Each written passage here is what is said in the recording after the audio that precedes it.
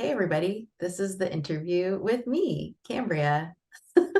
And here with me, I have my dear friend, Karina Ripper, because I didn't want to ask myself questions, and Karina was wonderful enough to volunteer to play interviewer. Hi, Karina. Hey, Cambria. Thank you, Karina, for doing this. You're totally welcome. It's my pleasure.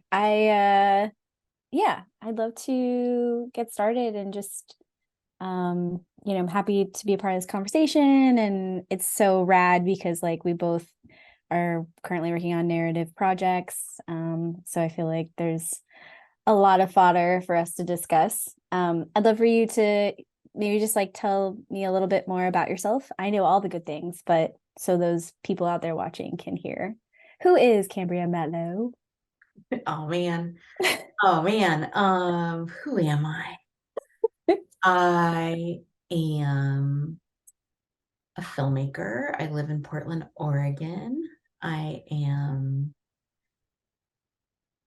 a woman and a mother and a wife and a friend and a sister and a snowboarder and all kinds of things. Nice. And yeah, I guess I prior to this film have made several documentaries, two feature length, one kind of medium length, and this is my first sort of professional narrative film. Awesome. Can you tell me a little bit about what the film's about? What's it called? Like, give me a sense of what people are going to see. Yes, yes. So the film is called Why Dig When You Can Pluck. We shot it last summer in two parts on the Oregon coast, down in Southern Oregon and then up in Northern Oregon, also a little bit in Portland. And the story is about a family of three, a mom and a dad and a kid, and they go on a camping trip to the beach. Um, the main character is definitely the mother, a character named Spring, and she is not only a mother but also a filmmaker. And her sort of like central conflict is that she wants to be both a good mother and a creative artist at the same time. Um, when they go to the beach, Spring is intent on gathering inspiration for a new film project that she's going to be doing. Um, and through the course of the film, she kind of comes to discover that it's actually her own family that are going to provide her with the greatest source of inspiration. Um, and she also discovers, maybe not for the first time, that it is her own family that kind of challenges her sense of self, kind of her identity as a filmmaker and a mother. And she really grapples with the question of like, can she sort of be good at both of those things at the same time? Mm. I should also mention, I guess, that the film is shot in black and white, um, and in 4:3 aspect ratio, which is kind of like a close to a square. I'm curious, like, why I have a bunch of questions, but I'm curious, like, why did you choose to shoot it in black and white and that aspect ratio? Why did you make those creative decisions? Yeah, the black and white, I just truly like the minute that I started thinking about the film, I just saw it in black and white. I saw it in black and white from the very beginning. And, I don't know if it's like iconic movies from the past that were just like, oh, this would just look so good in black and white. I don't know if it's that I had never, well, I had played with black and white a little bit previously. Now that I think about it, kind of actually as a lead up to this film, but none of my other films have been in black and white. So it just felt like new territory there. And I felt like the sunny, sort of like the sun and the shadows and the glistening water and just everything, the contrast would just like look really good in the black and white. With the 4:3, again, I just like love that size of an image. I just feel like every time I see a 4:3 composition in another film, I just kind of like sigh the way that I just did with like so I wanted that delight. And I also just feel like there's so many, I feel like portraits look really good in a 4:3 composition. And I really wanted to isolate each one of the characters. I really wanted each one of the characters to like feel isolated from each other and in the frame. And so there's quite a lot of kind of like single portraits of each of the three main characters in the film. Mhm. And then I also love the idea that when they were kind of like, because the film kind of, these characters are kind of just like smushed together for better or for worse. And yet sometimes there's like miles of emotional distance between them. Mhm. And so, yeah, I loved the idea of kind of like smushing them together in this tiny frame, like whether they liked it or not. Mhm. Um, and then also kind of like separating them. And so I felt like 4:3 would be a really kind of good way to do that. I'm curious, like, you're talking about the characters. Like, can tell me a little bit about each of the characters? But I'm also like curious to know, like, what makes them relatable or not relatable? Like, what's their vibes? Yeah, what's their vibes? I think that they're relatable because they're deeply flawed. And as I was writing it, I think it's to no one's surprise that I, looked pretty deeply into my own at myself to write the main character. Um, and it was really just important to me not to like make her too perfect or too likable. I really wanted to kind of like lean into her flaws. The same goes for the father and the son. Spring, the mother, is I mean, she's a filmmaker. She's super observant. She's thoughtful. She's creative. Um, she's adventurous. She is pretty. She kind of wants it all.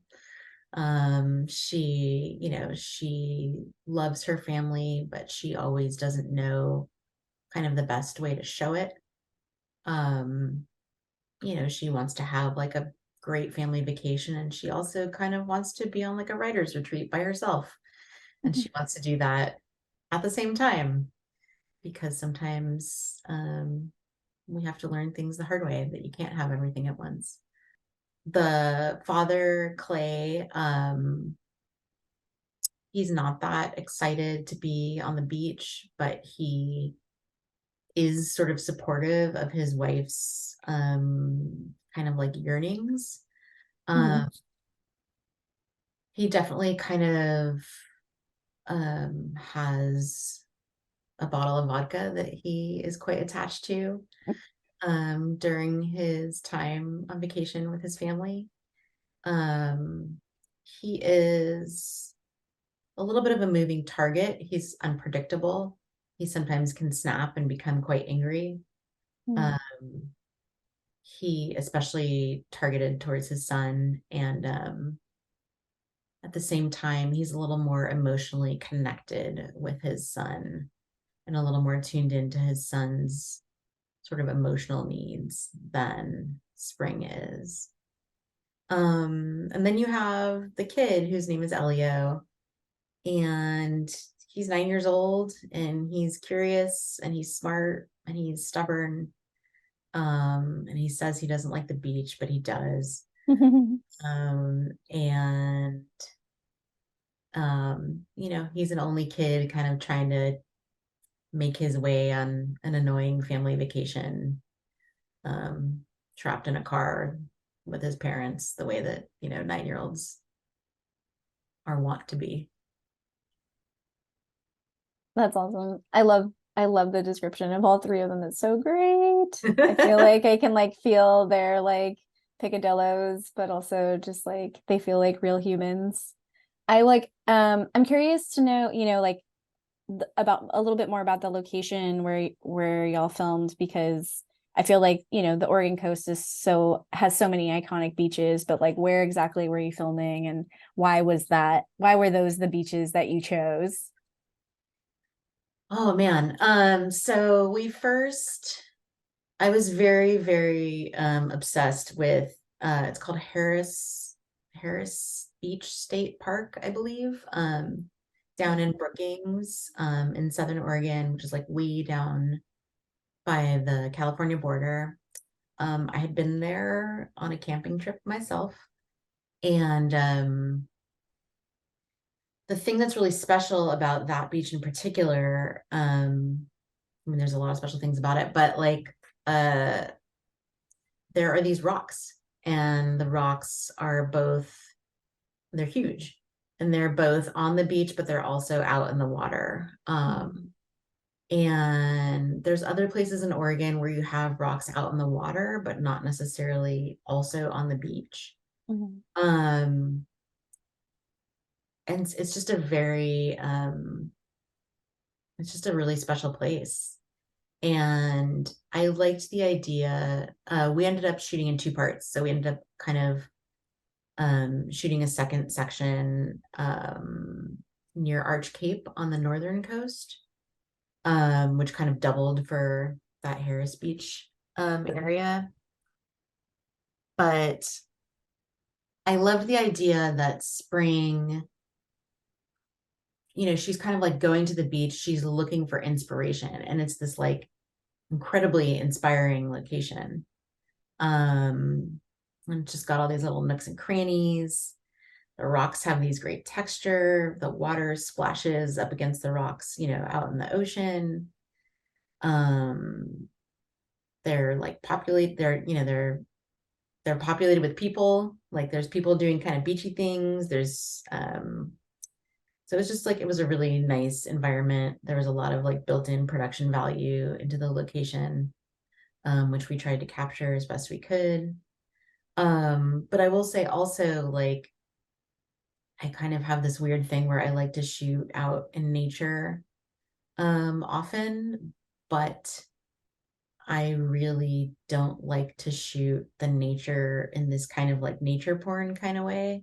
Mm. I really like to make sure that my characters are in almost every single shot, and that the nature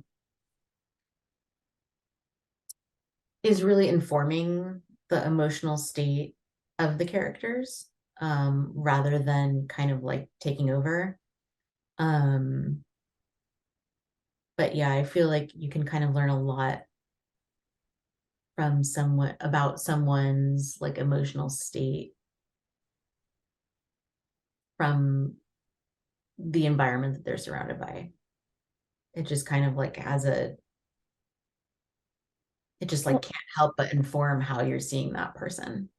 yeah, I mean, I think it's like I feel like there's like a part of it too is like you is like the mastermind behind it, or like choosing what pieces to show us of nature to give us that feeling too. That's true.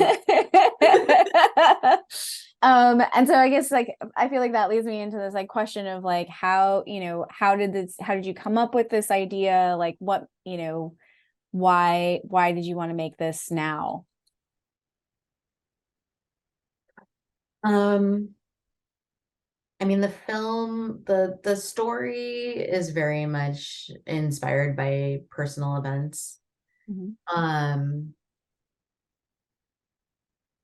I think I really wanted to show a main character in Spring, who was kind of like going through these mm, hard moments of just like not knowing who to be or how to be, like in her roles in life, and like how do you be a mom when you're also busy being an artist, and how do you be an artist when you're also busy being a mom, and how can those two things actually influence each other? Like, how can being an artist actually influence your like parenting, and vice versa? Like, how can parenting influence like your process and your ideas as an artist? Mhm. um I also was just kind of like, I wanted to really take a look at like how um both society and also internally we judge women for doing basically anything, and I feel like especially mothers. And it was really important to me to show a very imperfect mother. I feel like so often when we see mothers in films, they are these kind of like heroic savior people. And there's so much of them that we don't see when we only get to see that sliver of them. Um, so I kind of wanted to put up, it was almost like an experiment. It was like experiment, like, I'm going to show you this character. Like, am I going to judge her? Are you going to judge her? Are you going to judge her? How are you going to judge her, and why? Like, what is it about what she does that is going to be upsetting for you or not? Or are you going to feel seen in this character in a way that, you haven't before, because of the like limited ways that, these kinds of people have been portrayed in the past?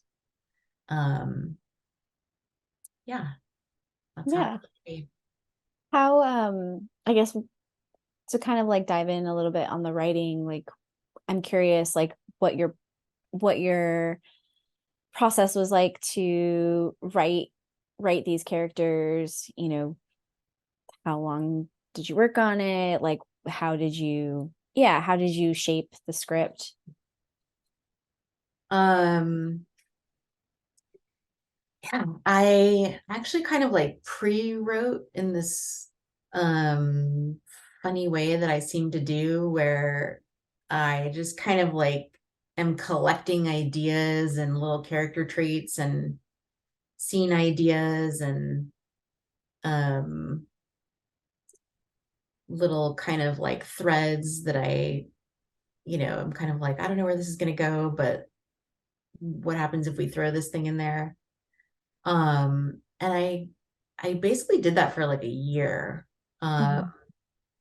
And that year was definitely, began in June of 2020. So it was kind of like that, that space of the pandemic that um, that people had. And then I kind of really sat down and just like got into it for like 2 or 3 weeks, and kind of like pounded out the actual script. It was like, I kind of had to like get myself there to just be like, okay, I've like gathered all my ingredients on the table. Now it's time to make the cookies. Um, so yeah, I got the script down, and actually, yeah, had kind of a blessing of a postponement. It was like gonna like really wanted to go like straight into shooting like 2 months after writing the script, and I think it's probably good that that didn't happen, because it gave me some time to get some feedback, do some rewrites. I got to do this really neat table read at Desert Island Studios, alongside Devin Fabriello, who was also doing a table read for her script. And yeah, that was just a really good experience to get that feedback. I had some good talks with you, some other folks. Um, and yeah, ultimately arrived at this like extremely bizarrely lengthed 27-page script.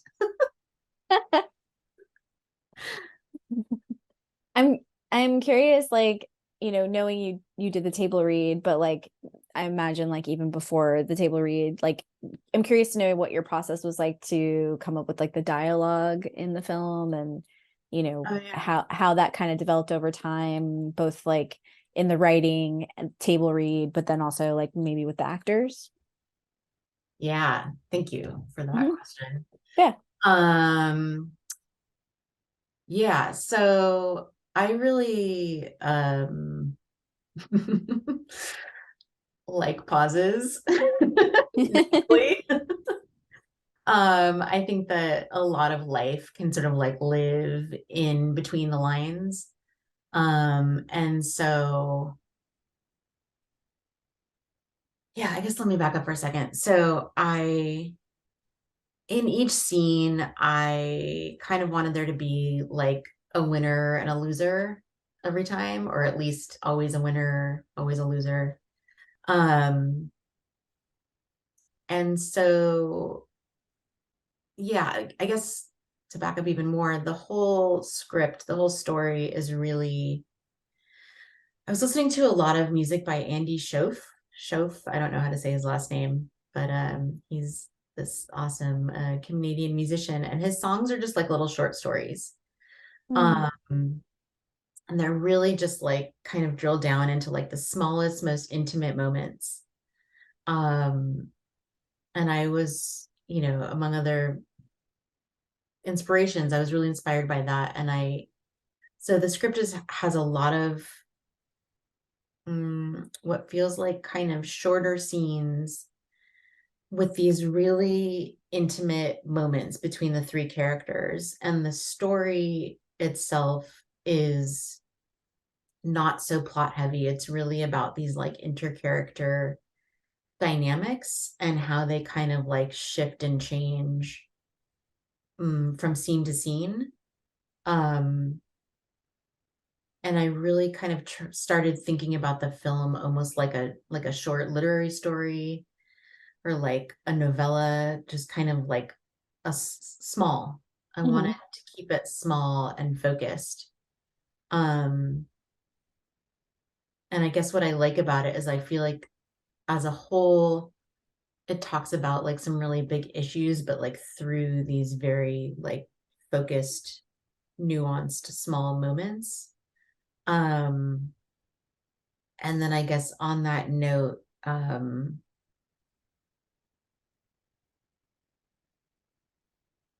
yeah, the dialogue is sparse, um, but hopefully like is pretty like kind of like a little pinch. Um, mm, like a lot of the lines just yeah, end like in a pinch, with someone losing something, someone else winning.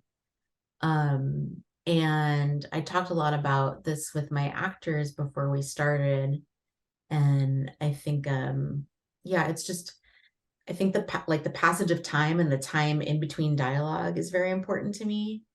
Um, and with the actors, we talked just a lot about like, letting moments linger and um and yeah, just kind of like what's going on for them as characters, especially in the moments when they're not talking. Um, mhm. and that really informed just the crafting of each scene. I guess I was gonna ask about the title. Uh, Like in that note, like I'm curious, like, as you were talking about, like there's like a win and a loss. Like I'm curious, does the title play into that? Like, hmm. like talk about the title. Yeah, Tell yeah, me. yeah. Yeah. So yeah, it's a funny title. Why dig when you can pluck? Um, it comes from this moment. I guess I'll just spoil it. It comes from this moment. It's a line of dialogue that's spoken by Clay, the dad. And in the moment what he's saying by saying that is basically that like life should be full of ease. And it's this thing where when Spring, his wife, hears him say that, she's been experiencing all of these like hardships for since her whole life. And it really kind of like blows her mind that that would even be like an expectation that you could have, that life like should be easy. Um,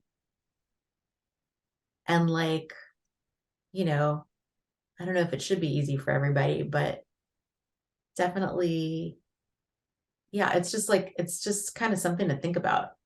Um, and I think like sometimes my answer to that question is like, yeah, life should be easier for a lot of people in a lot of ways. And like sometimes, and I think Spring kind of like exemplifies this. She's doing this thing where she's like taking pictures of her family, um, but they don't want her to be taking pictures of her, but they're kind of like easy targets because they're her family.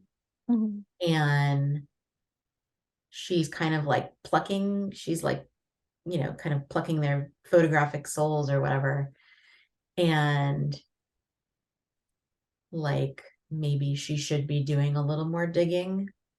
That it like shouldn't, that she should be like taking her family's feelings into account more and not just using them. Mhm. And so, yeah, I think it's both like it's a real question and a rhetorical question. Mhm. Um, and then you asked me about like how it related to something else we were just talking about, but I don't know. Oh, just like if it related to like the wins and the losses, I guess like in that scene, is there a winner and is there a loser in that Oh, moment? sometimes everyone's just a loser. I mean, I think, yeah, in that particular moment, I think that Clay is the winner because he's just like, yo, like, Yeah. why can't it be easy? Yeah. But you know, she gains something too because she gains like a shift in perspective because like I think part of her is outraged that he would say something like that. And part of her is like kind of pensive, like, oh, like you're right. Like maybe I should reframe. Mm-hmm. Yeah. It feels like it's interesting because it like comes from this like man who's saying it. It's like the epitome of privilege to be able to like say that things should come with ease. Yeah. Um, it's interesting in that way. How is I know it's like how is this different from your previous films, but like why did you decide to do narrative instead of another documentary? Ooh. Like I feel like that's like the thing where it's like, okay, I know it's different, but like why was the decision like, oh, I want to do this now or try this, Yeah. experience this? Um, I was just itching. Um, yeah, I mean, I think like my second documentary, Woods Rider, mm, it was very, I mean, it was very much a documentary in that I was like following around this, you know, this real life person, kind of like going about her daily life. But um the way that I did that, I wanted to like elevate her experience, like into what felt more like a narrative. Like I wanted to give her character like the narrative treatment. Um, if that makes sense. And so the way that like I filmed her, like that, it's a documentary, but it really feels like a sort of like cinematic narrative film. Um, and it was a very different experience than the way that I made my first documentary, which was like kind of more of a traditional documentary style. And yeah, there's something about when you make a narrative film,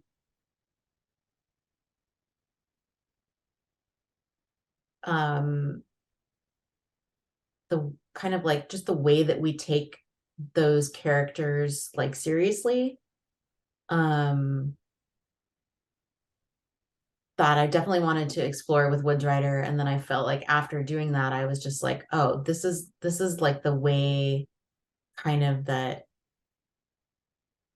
I want to treat people that I put on screen, in a lot of ways.